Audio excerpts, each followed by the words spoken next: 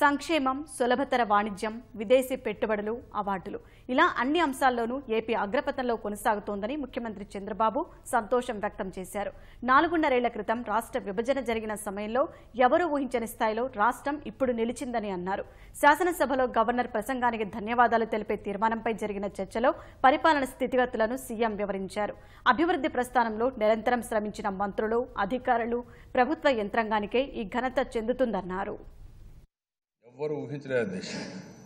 అది కూడా 4.5 సంవత్సరాలు వర్షాలు తక్కువ పడిన, వర్షాభావం ఉన్న, కరువు వచ్చిన 11% అగ్రికల్చర్లో అభివృద్ధి సాధించామంటే అది ఈ ప్రభుత్వానికి ఉండే దృఢ సంకల్పం అని చెప్పి కూడా ఇన్వెస్ట్మెంట్, ఫారిన్ డైరెక్ట్ ఇన్వెస్ట్మెంట్ కూడా మనమే మ్యాక్సిమం ఫారిన్ డైరెక్ట్ ఇన్వెస్ట్మెంట్ కూడా వచ్చే పరిస్థితి వచ్చింది. దేశంలోని మనం నెంబర్ 1గా ముందుకు పోయే పరిస్థితికి వచ్చాం. ఈరోజు కూడా ఒక ఆర్టికల్ చూస్తే దేశాన్ని state inflow drops by 21% all India level. ఈ ఫిగర్స్ కూడా ఒక ఏప్రిల్ సెప్టెంబర్ 2018లో మొత్తం కూడా సర్వే చేశారు దేశ. ఈ సర్వే ప్రకారం Gujarat, Andhra Pradesh Sai jump off 249 and 300%. Andhra Pradesh 300% FDI grow అయి దేశంలో number 1 state in attracting FDI అంటే దానికి చిరునామాగా మనం తయారయ్యాం. దేశంలో ఎవ్వరికి రానన్ని అవార్డ్స్ మనకు వచ్చాయి దేశ. ఈ అవార్డ్స్ రావడం కూడా ఒక ప్రతిష్టగా మనం తీసుకున్నాం. 670 అవార్డ్స్ మనకు వచ్చాయి దేశ. ఇది అరుదైన అనుభవం.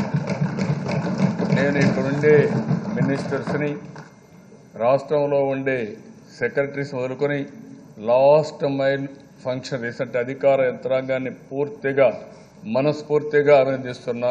బ్రహ్మాండంగా కష్టపడ్డారు, రాత్రింబగళ్ళు కష్టపడ్డారు.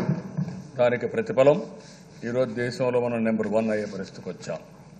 నేను ఒక ఫీల్డ్ చెప్పడం లేదు దేశం. ఈజ్ ఆఫ్ డూయింగ్ బిజినెస్లో మనం నెంబర్ 1. 1 సంవత్సరం కాదు, 2 సంవత్సరాలు. ప్రతి ఒక్క కుటుంబానికి నెలకు కనీసం 10,000 రూపాయల ఆదాయం రావాలని మనం ముందుకు పోతే నిన్నే అంత్యోదయ గ్రామాలు 235 గ్రామాలని గవర్నమెంట్ ఆఫ్ ఇండియా వేరే చేస్తే దాంట్లో 133 గ్రామాలు మన రాష్ట్రంలో ఉన్నాయంటే 50% కంటే ఎక్కువ మన రాష్ట్రంలో ఉన్నాయంటే 29 రాష్ట్రాల్లో. అది ప్రభుత్వం సాధించిన విజయం. భారతదేశం మొత్తం 670 జిల్లాలకు గవర్నమెంట్ ఆఫ్ ఇండియా ఖర్చు పెట్టే డబ్బులు 6,564 కోట్లయితే మన 13 జిల్లాలో మనం ఖర్చు పెట్టే డబ్బులు 13,340 కోట్ల రూపాయలు. ఎవరు పేదరిక ప్రభుత్వాన్ని అడుగుతున్నా.